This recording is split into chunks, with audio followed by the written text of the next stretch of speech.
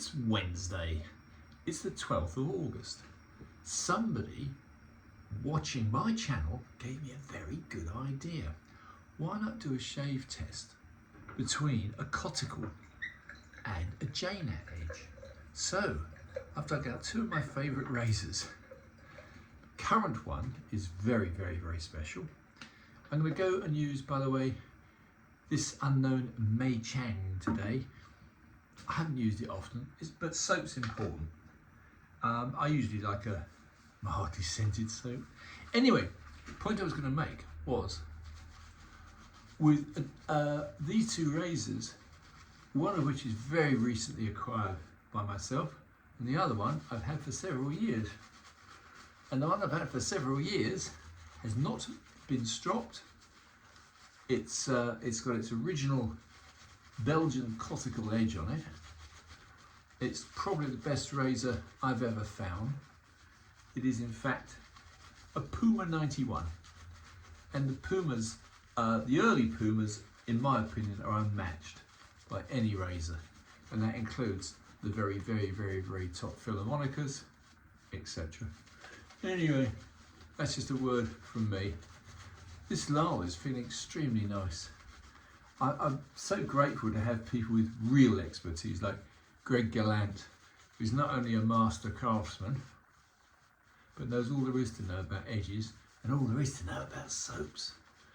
But I take a leaf from Greg's book, and every now and again I'll do a repeat number of shaves with no stropping. So let me show you the one in question. First of all, golden rule, dry fingers. And let me show you. This is the case that you get with a Puma, and that's all the times that I've shaved with it on the same edge, right up till just a little while ago. In fact, the last time I used it was, oh my goodness me, yeah, was this year, but March of this year. So it's been in its case, unstropped, and this is the little beauty. That's a Puma 91. It's an early Puma, much done up by me. It's a Latijung and Sun, which is the original maker of Puma, and this is an early one. Let's just give this one a quick test and we'll compare it.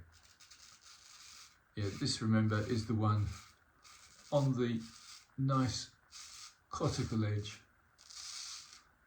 untouched, unstropped.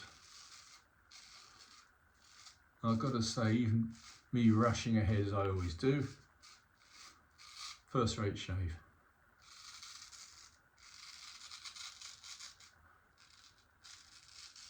There's something about early Pumas. I think the fact they use double hammered steel. So it's obviously, look at that, that's about 4 days worth of stubble. It's disgusting. However, let's now try my latest acquisition. This is very unusual. It's an German export razor by Bleckmann of Solingen, and this is the Captain Cook. And this is on a Jnat edge. So let's try Captain Cook on the Jnat edge with Bleckmann and Son. Oh, just Bleckmann of Solingen, beg his pardon.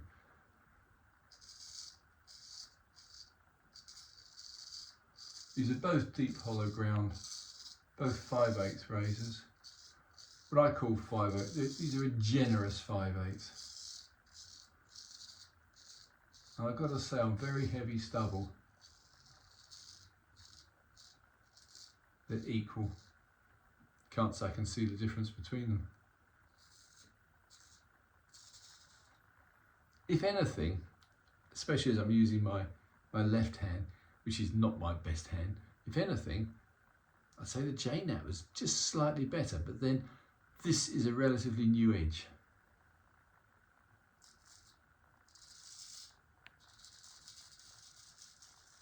Yeah.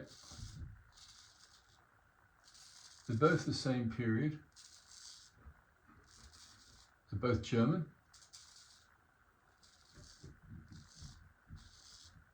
I can hear my cat going downstairs. It's worrying.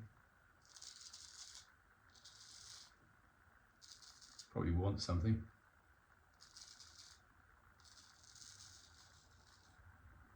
I use the term my cat loosely. You don't own cats.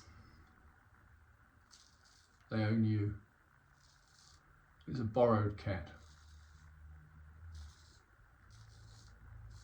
This is around 8 AM in the morning. I let the cat in at about 6:30 on a summer's day. However, yeah, very, very pleased with both razors, but one has a very old edge by me on, and this one has only just gone on. Let's have a little comparison look. Yeah. That was the cat. Right, so very brief shave today, chaps. Answering somebody's question on which is the better, a Jnat, or a Coticule. At the moment, this being the older edge, I've had this on for 2-3 years, Coticule, and this is the latest on a Jnat edge. Not much between them. If anything, I'd say the Jnat, which is strange for me because I prefer really Coticules normally. But anyway, there you go, guys. This is just a very brief 6-minute video from Martin. Martin's shave tests. Over and out.